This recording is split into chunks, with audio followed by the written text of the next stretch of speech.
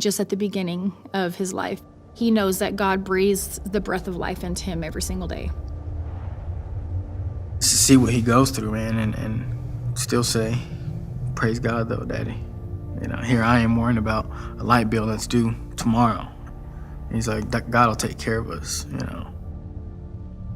Most women, you know, when they have a child, it's like they imagine their child's whole life. You know, their whole life goes before their eyes. Their pivotal moments, like graduation from high school, their first girlfriend, they're getting married, you know, the wedding dance. I knew I would never have that.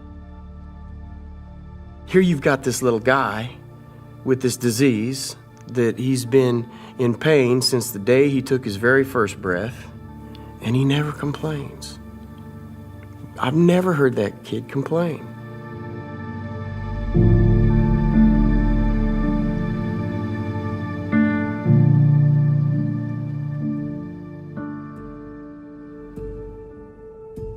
He was born without the collagen and genetic makeup that connects and binds his skin. And instead of having the 7 layers of skin that we would have, he only has 1, which is why they call it the butterfly skin, because it's as fragile as a butterfly's wing. And so any type of friction, any type of rubbing, anything causes the skin to completely come off. And so my middle child, Carlos, the one that passed away in 2013, had it. We went and we saw a geneticist, we went and talked to all kinds of people, and they told us that there was like absolutely no chance he would be born with it. They've never had siblings with the disease because it is so extremely rare. And he was born with exactly the same type as Carlos was born with. I believe with Marky's, the way he is his testimony.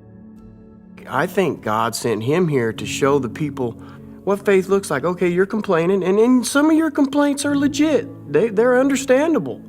But look at this. He has every reason in the world to be angry and selfish. You know, when I come home to my son, who hasn't been able to get up for the entire day because his body's just hurt so bad, but he's still smile on his face, happy to see me, and never hesitates to thank God for just the smallest little things. Marky heard Resurrecting on YouTube. We were on a car ride on the way back from one of Marky's iron infusions, and Resurrecting came on. And Marky was like, oh, Mommy, play that again, play that again, play that again. Kind of like flooded his whole thing on music now. Now it's just like elevation worship, you know. There's not a day that goes by in his life since he discovered that song that he does not listen to it.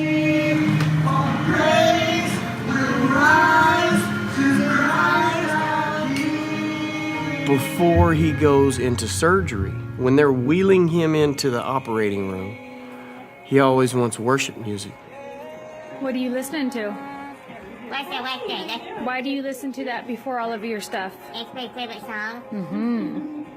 He even told the doctors, like he demanded that they wrap the phone in something to make it sterile so he could play Resurrecting while they were, you know, trying to get his pick line in, because he wasn't going to let them touch him until he had that song. He says he is going to be resurrected, just like the song talks about, you know, that but he's going to be resurrected in his perfect body. I've got a good friend who lives in Charlotte who is connected with Elevation. After Marky gotten out of the hospital, he asked me, hey, how's Marky? And I said, oh, he's okay. I said, here, I want to send you this.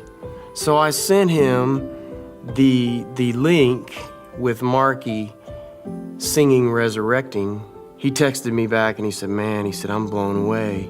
He said, I'm going to show this to the worship team.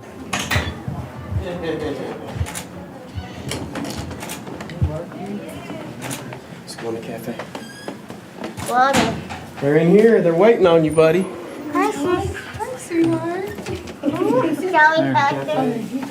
Oh, hi. What's up, dude? Hi. How you doing? Hey, Marky. Yeah, thanks for coming. Oh man, you It's our bet. pleasure. Your story has been told a lot in Charlotte, North Carolina. You've been encouraging our whole team, encouraging a lot of people there, man, and we've been pumped to meet you for a couple weeks now. Yeah, I've been excited to meet you guys too, He's been talking about it every day when I get home. He's like, elevation worship, elevation worship. This is my favorite Bible verse, John 14:6. Yeah? What does that say? It says, Jesus said, you wait, you two, your life. No one gets their Father except through me. John 14:6. Wow, that's good. Did you get that hat custom made? Yeah, I had it made. I love that. That's awesome. I need to find me one of those. Most people have memories. They have like these scrapbooks of like taking their kids to the ocean. You know, we could never do that. You know, Elevation Worship coming here was like our Disneyland. Yesterday was a dream come true for Marky. He told me it was the best day of his life.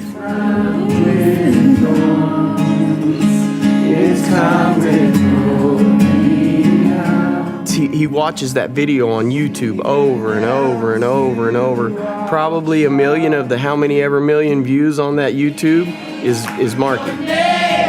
Your name is victory.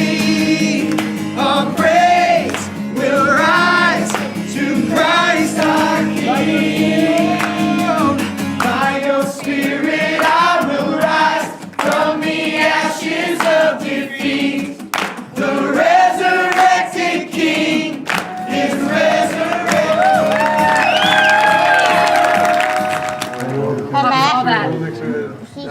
Hey, Matt, I want to give you something. Huh? What? I want to give you my hat. For real? Yeah. You're not gonna miss it? No, I can always get another one. Well, thanks. He's given away a lot of things, you know, but that hat has been like, he doesn't go to the hospital without it. He doesn't go to any, you know, really anywhere without it. There you go. Yeah, I can always get another one. Now I don't have to go to the mall. I think Marky probably blessed Chris and Mac more than they blessed him. When I look at Marky and I see the faith that he has in God, to me, he's a perfect example of how I need to be. His worship music is what gets him through. And so he said that song makes him hopeful. He said, I don't worry about my disease. When I go to heaven, God's going to give me a new body.